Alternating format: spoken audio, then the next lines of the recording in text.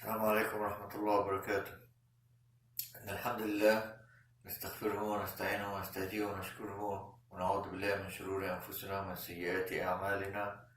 من يهد الله فلا مضل له ومن يضلل فلا هادي له، وأشهد أن لا إله إلا الله وحده لا شريك له ولا مثيل له ولا ضد له ولا ند له، وأشهد أن نبينا وحبيبنا وعظيمنا وقائدنا وقرة أعيننا محمدا عبده ورسوله وصفيه وحبيبه، من بعثه الله رحمة للعالمين، هاديا مبشرا ونذيرا، بلغ الرسالة وأدى الأمانة ونصح الأمة وجاهد في الله حق جهاده، فجزاه الله عنا خير ما جزى نبيا من أنبيائه، فصلوات الله وسلامه عليه وعلى آله الطيبين الطاهرين. واللهم ارض عن ساداتنا أبو بكر وعمر وعثمان وعلي، وعن سائر الصحابة والتابعين ومن تبعهم بإحسان إلى يوم الدين.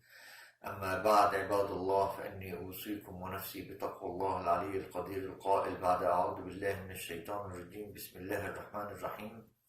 شهر رمضان الذي أنزل فيه القرآن هدى للناس وبينات من الهدى والفرقان، فمن شهد منكم الشهر فليصمه، ومن كان مريضا أو على سفر فعدة من أيام أخر، يريد الله بكم اليسر ولا يريد بكم العسر، ولتكملوا العدة ولتكبروا الله على ما هداكم ولعلكم تشكرون. Allah subhanahu wa ta'ala in Surah Al-Baqarah, chapter 2, verse 185, tells us that the month of Ramadan is that was revealed therein the Quran, guidance for mankind, and a clear proofs for the guidance of the criterion, al-Furqan, the differentiator between the truth and the falsehood. So whoever witnesses among you the month, then he or she should fast in it. And whoever is sick or on a journey, traveler, prescribed a number should from other days intend Allah for you the ease and not intends for you the hardship, so that you complete the prescribed period, the period of fasting, and that you magnify Allah for what He guided you, so that you may be grateful. Happy Ramadan for everyone. Some of you started today, some of you will start tomorrow. Either way, it's a blessed Ramadan Mubarak, inshallah.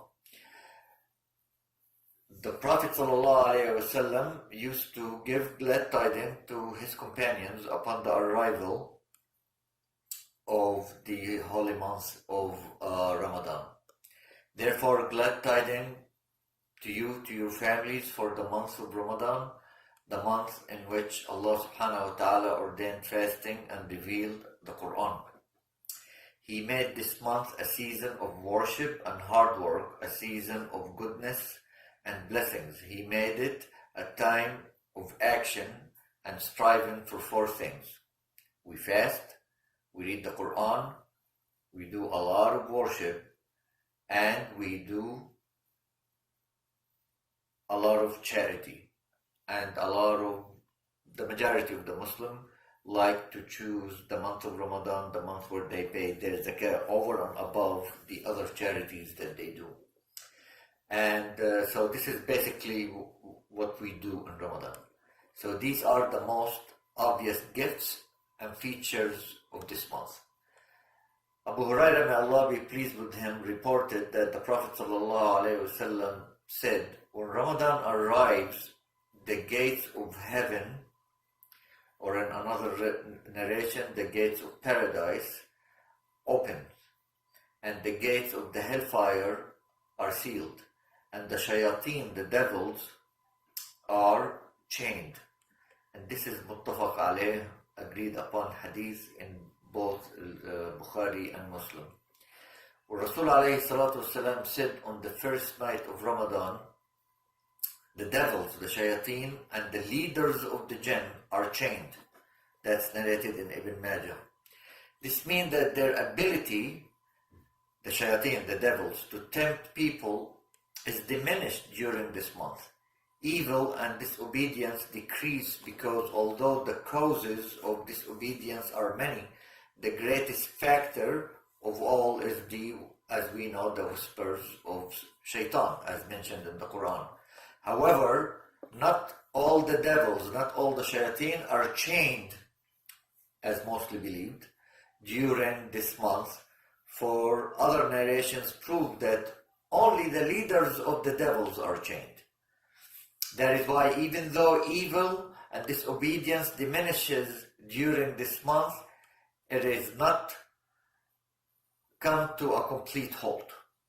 There are many other sources for evil that remain. One of them is the human soul, which is naturally inclined toward evil and accompanies one at all times. That's the evil self. Human devils, shayateen al-ins, are another reason for immorality, in addition to man's own lust and desires. Yet another reason is that the remaining soldiers of the devils that do not get chained continue to misguide people. Nevertheless, all these reasons and causes have lesser effect over fasting people, over fasting believers, because fasting bestows upon them a certain blessing. This is the value of the month of Ramadan, the month of fasting. Allah subhanahu wa ta'ala ordained fasting during this month, whereby people refrain from food, drink, and the natural relationship between spouses. When the sun sets, a fasting person can eat and drink and have these regular marital relationships and the usual stuff that a person does while not fasting. The nations that came before us were not allowed even to touch their spouses, even at night when they break their fast. And if a person from them fell asleep before he had the chance to eat or drink anything, then it was forbidden for him or her to eat or drink after that. They have to continue fasting. He had to continue fasting until the end of the next day, and that is not allowed for us. However, Allah has made it easy for this nation, the nation of Muhammad sallallahu alayhi wasallam. It is from Allah's mercy that He made all this permissible, thus releasing the believers from the heavy burdens that were upon the previous nations before us. As soon as the sun sets, it becomes lawful for fasting person of this nation to eat, drink, and do the usual stuff they used to do whenever they are not fasting, as long as it's halal. And Allah mentions in the first ayah that I read in Surah Al-Baqarah, verse 185, the end part of it, يُرِيدُ اللَّهُ بِكُمُ الْيُسْرَ وَلَا يُرِيدُ بِكُمُ الْعُسْرَ وَلِتُكَمِّلُوا الْعِدَّةَ وَلِتُكَبِّرُوا اللَّهَ عَلَى مَا هَدَاكُمْ وَلَعَلَّكُمْ تَشْكُرُونَ.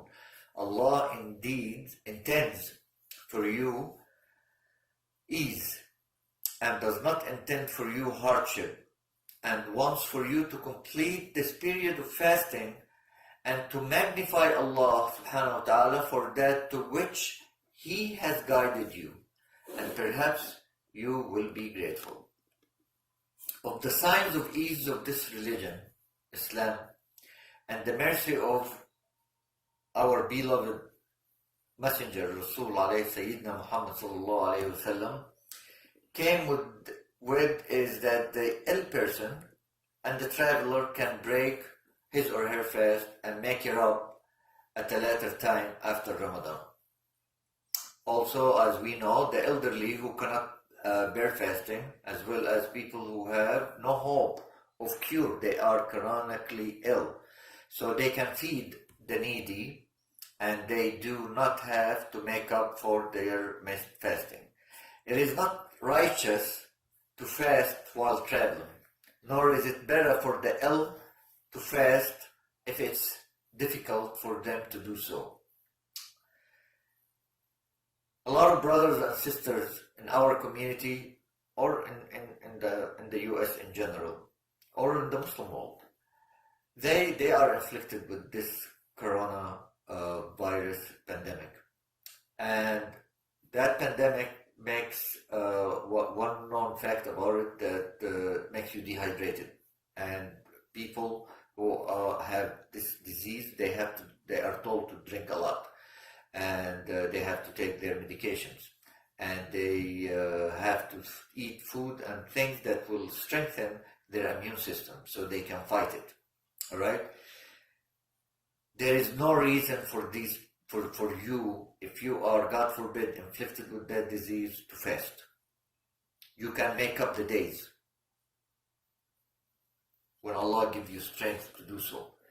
And it's not righteous, it's actually the opposite, it's considered a sin. And to go back to the issue of Allah subhanahu wa ta'ala changed the shayateen in general, even though some of them are still around. Unfortunately for us, we got chained before them because of that corona pandemic. And we were not allowed to go to the mosques because it's the law of the land, so we can't spread the virus. And that's legitimate. But the remaining shayateen who are not chained, and the shaitan of the ends of the human being, our evil selves, go and tell us, well, then if I can't go to the masjid to do Taraweeh, forget it, then I'm not going to do Taraweeh. Yes, you still can do Taraweeh in your house. All right? Taraweeh is a terminology that came after Rasulullah ﷺ. The late night prayer was always around from the time of Rasulullah ﷺ.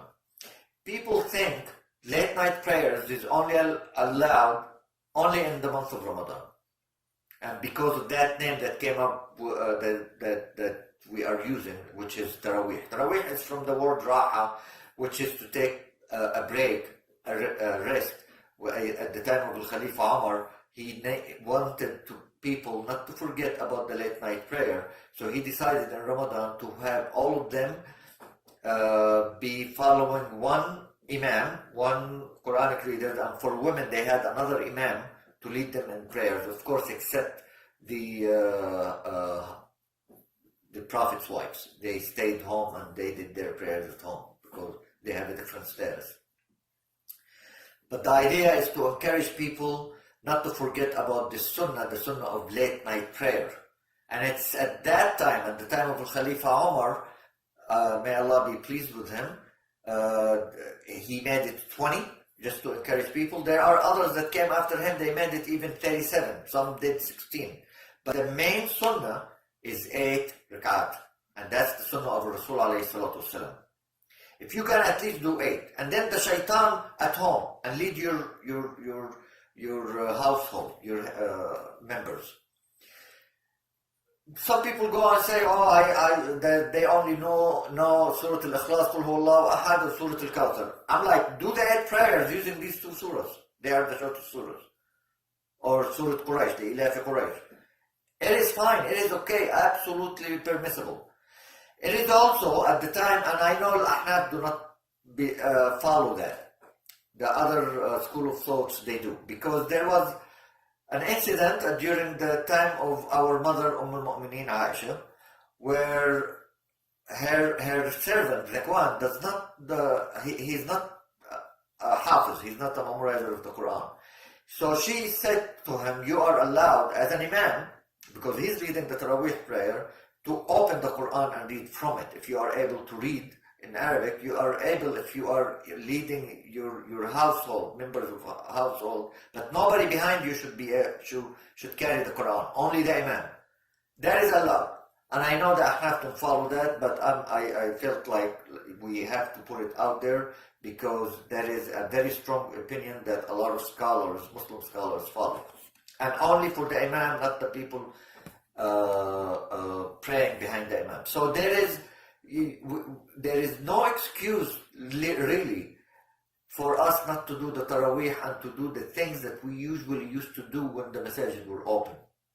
But this time we're only going to do it within among ourselves, and we can give food to others. Just drop it off in front of their houses, give them a call, I dropped a part of whatever, rice or meat or chicken in front of their house. We still can do and continue doing our charities and giving food and sharing our food with other people. That can continue as long as we keep our physical distancing.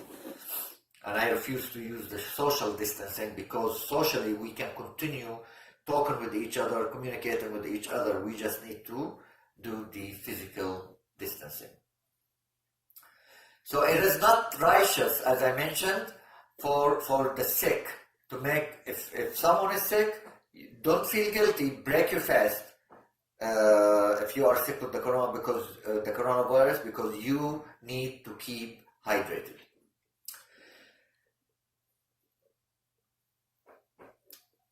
Know that the fasting is a protection from wrongdoing. This is the month where we have an opportunity for you, for me, for everyone, to purify yourselves and release yourselves from the effects of sins. So to take advantage of it, we need to take advantage of this month. During Ramadan, a Muslim has fewer burdens as his desires are diminished and he or she acquires more goodness from being involved in fasting. One can get rid of himself of bad habits such as overdoing matters which are lawful, such as overeating or talking too much or watching too much TVs or playing too much in the electronic devices. We must stop the awful habit of going to extremes and fulfilling these desires. Some people fail to understand the reality of fasting. They refrain from eating and drinking in daytime but do not abstain from sin or oppression. They continue their practices as usual, or if they do stop in the daytime, they continue with their normal routine as soon as they break the fast. They spend their morning hungry and thirsty, and their evening are full of sin and evil. And this is what we call in Arabic the hunger of the dogs, right? That fast is for nothing. The whole night watching television with their wives and children, and others refrain from food during the daytime, and after sunset they eat all night long to make up for the food they missed.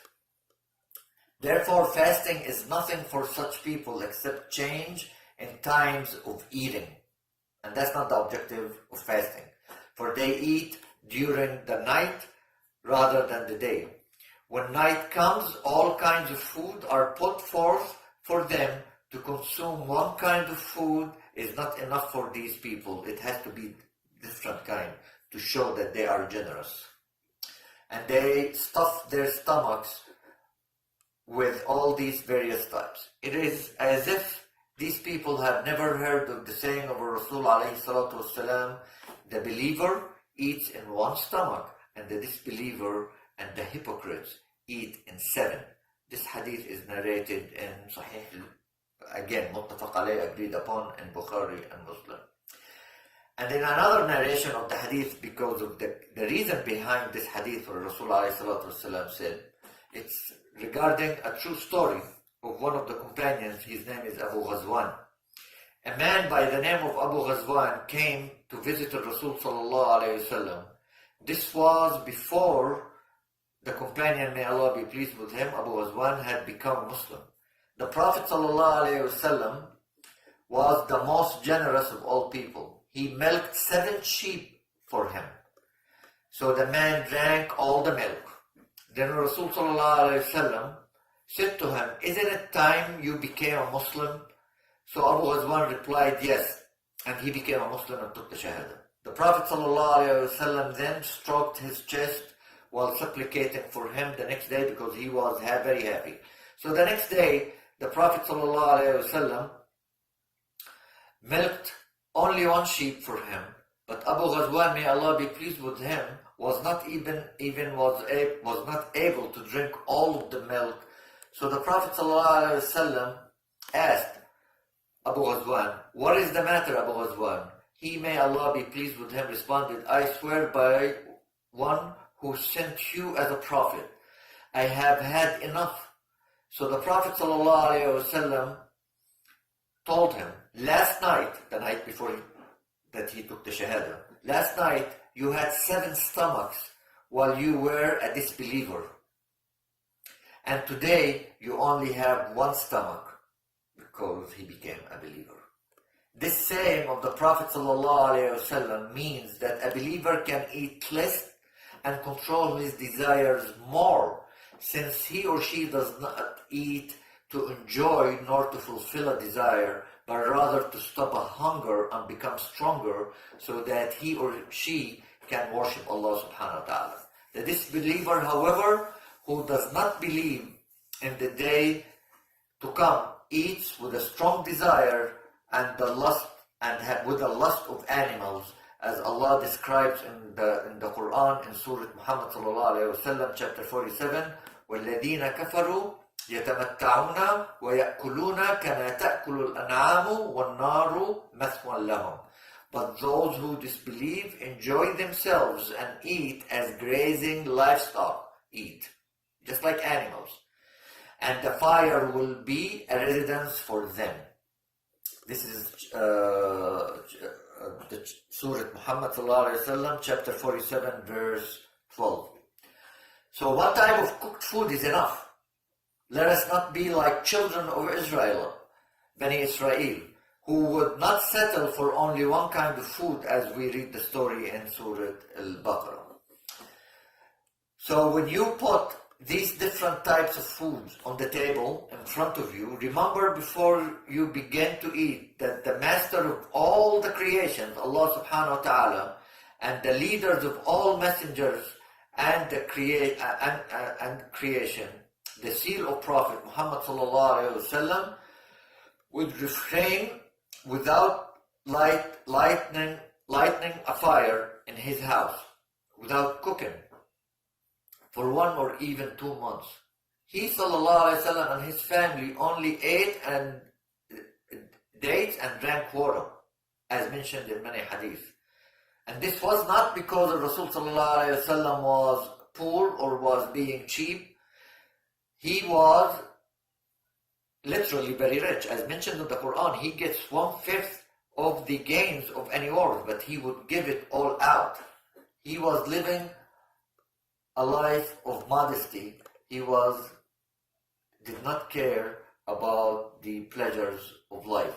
Sallallahu alayhi wa sallam used to say, "Oh Allah, let me live as a miskeen, a humble servant, and resurrect me with the masakeen, with the humble." Where Rasul alayhi salatu wasalam taught us that, and it's mentioned in the Quran, that there are 3 kinds of trades that will never go bankrupt. 3 kinds of trades. You will never be bankrupt. To read the Quran continuously, not only in Ramadan.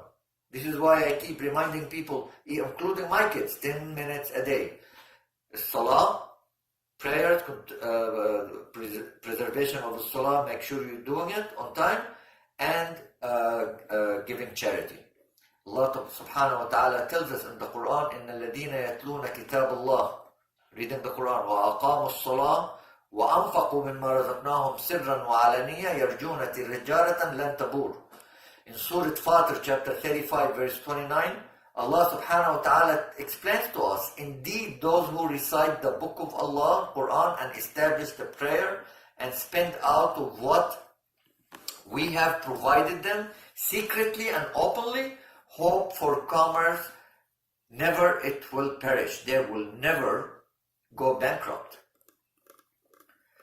So let us, in this month, be an opportunity that we take full advantage of.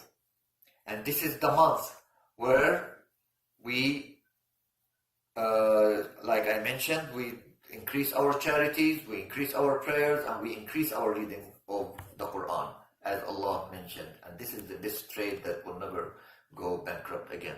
Let us get used to these customs, the customs of Prophet ﷺ. Let us get rid of the habit of overeating like animals. We don't want to do that. Let this month be a chance to purify ourselves and turn our houses into masajid. We still can do the activities that we usually do in the masajid, in our own houses, leading our own family. Even if some of you only know the 2 short surahs in the Quran, we can elevate our faith from the pleasures of this world to the pleasures of the world to come. We can elevate the soul of ours and strengthen it. Abu Huraira, may Allah be pleased with him, reported that Rasul alayhi salatu wasalam, fasting is a shield, protection. So when one of you fast, let him not touch his wife and let him not badmouth anyone. And if someone fights him or upsets him, let him say, I am fasting, I am fasting. I swear by the one in whose hand my soul is. The smell of the mouth of fasting person is better to Allah than the smell of musk. Allah subhanahu wa ta'ala says in a hadith Qudsi, in a holy hadith, He left eating and drinking and his desires for my sake, about the believers. Fasting is for me, for Allah subhanahu wa ta'ala, and I give reward for it. One blessing for fasting is multiplied 10 times, and this hadith is in Bukhari. I ask Allah subhanahu wa ta'ala to make this month a month of mercy on us, where we can seek the mercy of Allah subhanahu wa ta'ala, seek His forgiveness, seek to emancipate us from the hellfire. This is the month where we need to help each other, to help the people who are sick in our community or inflicted with that coronavirus, to give them food, drop food by them, ask them, see if they need money, find out if they need any kind of help, because they cannot interact with the outside world, and they have nobody but us as their brothers and sisters in Islam. So let's not abandon them because they are sick. This is not something they got inflicted with because of a sin they've done. This is the qadr of Allah subhanahu. This is their destiny, and we need to stand by each other. And this is the time when our true character shines. This is when we are under pressure. Which kind of character will emerge? Our evil character, or walayadu billah, or our good character? This is the time when we come and stand up and shine in helping each other, and especially during this holy month. May Allah protect all of us from this pandemic and protect our families and our loved ones. Ask Allah for forgiveness. Allah is the most forgiving, the most merciful. Wassalamu alaikum wa rahmatullahi wa barakatuh.